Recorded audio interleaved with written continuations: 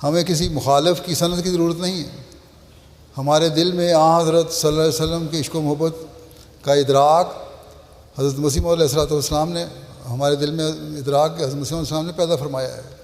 بس اس محبت کے اظہار کے لیے اپنی زبانوں کو ہمیشہ درود سے تر رکھیں کہ ہم عشق رسول صلی اللہ علیہ وسلم میں پہلے سے بڑھ کر نمونے قائم کریں گے اور درود شریف کی حقیقت اور اس کے پڑھنے کی طرف کے طریق کے بارے میں پہلے سے زیادہ توجہ دیں گے اور توجہ سے پڑھیں گے اور غور سے پڑھیں گے.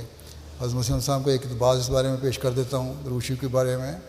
آپ نے فرمایا درود شریف وہی بہتر ہے کہ جو آن حضرت صلی اللہ علیہ وسلم کی زبان مبارک سے نکلا، اور وہ یہ ہے اللہم صلی علی محمد و علی آل محمد کما صلیت علی ابراہیم و علی آل ابراہیم انک حمید مجید اللہم بارک علی محمد و علی آل محمد کما بارکت علی ابراہیم و علی آل ابراہیم انک حمید مجید. فرمایا کہ جو الفاظ ایک پرہیزگار کے منہ سے نکلتے ہیں ان میں ضرور کسی قدر برکت ہوتی ہے.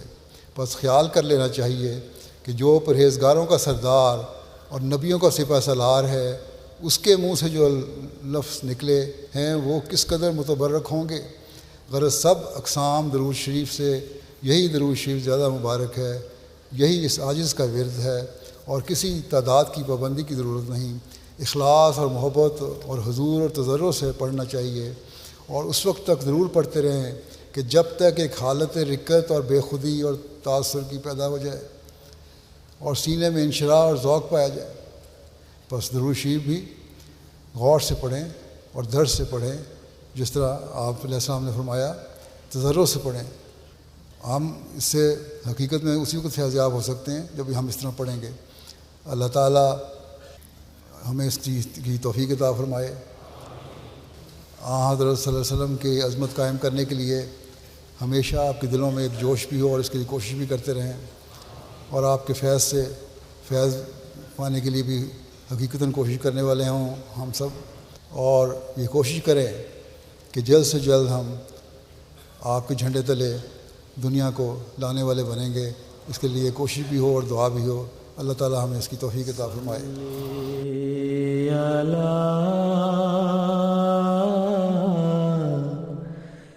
نبی